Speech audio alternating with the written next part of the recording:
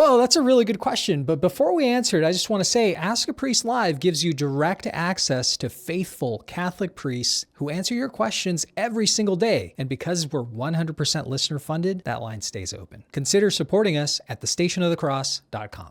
Now, this one came in from Isaiah. Maybe actually, like, wow, that's amazing. Isaiah wrote in, just kidding.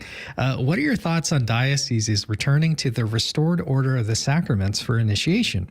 For example, baptism, then confirmation, and then first communion.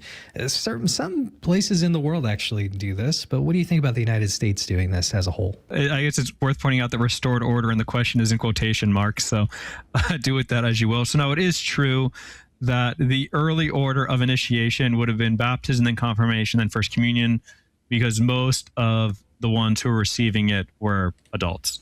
At the Easter Vigil or the Pentecost Vigil, or depending on where you were, maybe the Vigil of Epiphany, depending on what part of the church you were in, east, west, what part, anyway. And interestingly enough, so yeah, the diocese in Manchester here in New Hampshire actually does this order. So you get baptized as a baby, and then when you're around 7, you make your first confession, and then you make confession for about a year.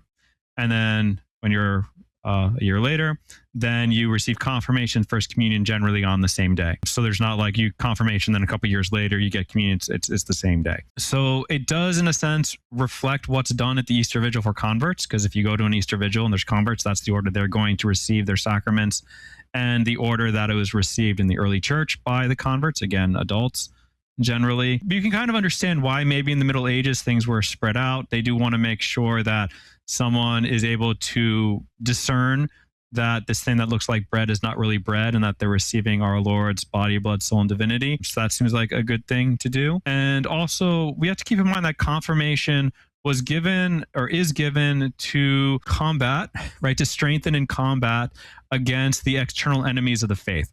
And so if you're living in a Christian world, so medieval Europe, it's not really that pressing of a sacrament, right? If you're in pagan Rome, okay, I can see why you want to get a little bit earlier. And I can see why maybe today, given the state of the world, sort of this postmodern, neo-pagan, whatever you want to call it, situation that we find ourselves in, that getting people the sacrament to deal with external threats to the faith would be done earlier. So yeah, I mean, I think there's arguments that can be made for it.